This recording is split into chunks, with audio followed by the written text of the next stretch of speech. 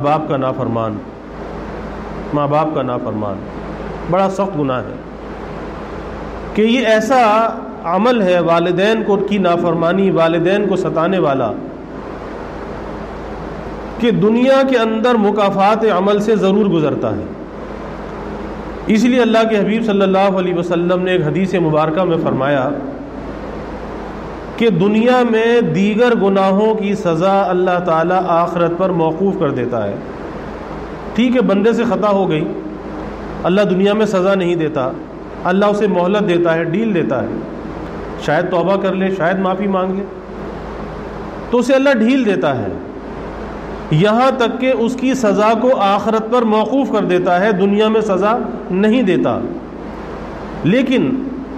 ماں باپ کو ستانا، ماں باپ کو اذیت پہنچانا، یہ ایسا مکافات عمل ہے کہ دنیا میں اس سے گزر کے رہتا ہے۔ ماں باپ کو ستانے والا دنیا کے اندر کبھی خوشحال نہیں رہتا، بلکہ مکافات عمل سے گزر کے رہتا ہے۔ اس لیے کبھی اپنے والدین کو ستانا نہیں چاہیے،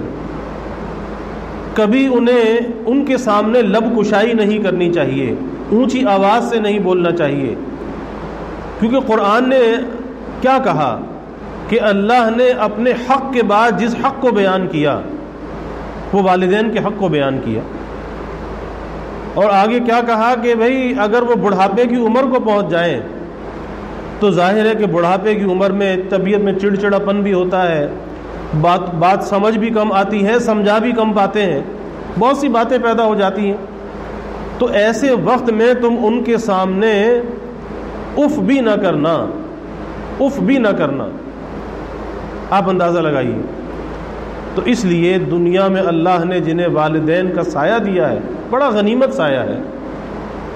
اگر والدین کچھ کہتے ہیں، کچھ ڈانٹ ڈپٹ کرتے ہیں، تو اس بات پر اللہ کا شکر ادا کرنا چاہیے کہ شکر ہے کہ میرے سر پر یہ سائے موجود ہیں، کہ آج مجھے کوئی ڈانٹنے والا تو ہے، آج مجھے کچھ کوئی کہنے والا تو ہے۔ اس بات پر اللہ کا شکر ادا کرنا چاہیے، نہ کہ والدین کی بات پہ چراغپا ہو جانا، غصے ہو جانا۔ اللہ کا شکر گزار ہونا چاہیے کہ شکر ہے اللہ کا کہ یہ سائے سر پر سلامت رکھے ہیں، اور جب یہ سائے چلے جاتے ہیں تو پھر ایسا ہے کہ جیسے انسان پر رحمت کے سائے اس کے اوپر سے اٹھ جاتے ہیں۔ یہ تو ایک سائبان ہوتے ہیں، اور یہ سائبان ایسے ہوتے ہیں کہ نامعلوم کتنی آفات و بلیات ان کی وجہ سے رکی رہتی ہیں۔ جب ان بوڑھے ماں باپ کے ہاتھ اللہ کے سامنے اٹھتے ہیں تو اللہ ان کے اٹھے ہوئے ہاتھوں کو خالی واپس نہیں کرتا۔ اللہ کو حیا آتی ہے کہ یہ اٹھے ہوئے ہاتھ خالی کیسے واپس کر دیے جائیں۔ تو بھائی ماں باپ کی بڑی قدر کرنی چاہیے، بڑی قدر کرنی چاہیے۔ حضرت موسیٰ علیہ السلام کا واقعہ آتا ہے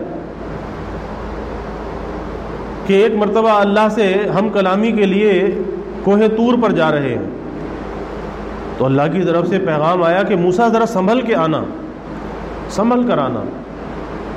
تو پوچھا کہ یا اللہ، میں تو پہلے بھی آتا تھا، لیکن پہلے کبھی مجھ سے یہ نہیں کہا گیا کہ ذرا سنبھل کر آنا، آج ایسی کون سی بات ہے کہ یہ کہا جا رہا ہے کہ ذرا سنبھل کے آنا؟ کہا کہ پہلے تمہاری ماں زندہ تھی، جب تم آتے تھے تو ماں پیچھے بیٹھ کر دعائیں کیا کرتی تھی، اب وہ ماں دنیا سے چلی گئی ہے، اب ذرا سنبھل کر آنا۔ آپ اندازہ لگائیے، اللہ کے برگزیدہ نبی ہیں، ماں کے جانے کے بعد نبی سے یہ کہا جا رہا ہے کہ ذرا سنبھل کر آنا۔ تو پھر ہمیں بھی سوچنا چاہیے کہ ان ماں باپ کی، بوڑھے ماں باپ کی، ضعیف ماں باپ کی کتنی خدمت کرنی چاہیے اور کتنی دعائیں لینی چاہیے، اور کبھی بھی اپنے آپ کو ان کی دعاؤں سے محروم نہیں کرنا چاہیے، ورنہ سوائے پچھتاوے کے اور کچھ ملنے والا نہیں ہے۔ تو یہ والدین کی نافرمانی کتنا بڑا گناہ ہے کہ اس رات کی جو شب برات کی رات آنے والی ہے، اس رات کی بخشش اور مغفرت سے انسان محروم رہ جاتا ہے۔ آپ اندازہ لگائیے کتنی بڑی محرومی ہے کہ جب کہ اللہ کی بخشش و مغفرت عام ہوتی ہے، اللہ غروب آفتاب سے آسمان دنیا پر متجلی ہوتا ہے، اللہ کی طرف سے اعلان عام ہوتا ہے، اور صبح تک یہ اعلان ہوتا رہتا ہے، صبح صادق تک، کہ کون ہے بخشش چاہنے والا، کون ہے پریشان حال، کون ہے مصیبت زدہ، اس کی پریشانی کو دور کر دیا جائے۔ تو بھائی یہ رات اللہ سے مانگنے کی رات ہے،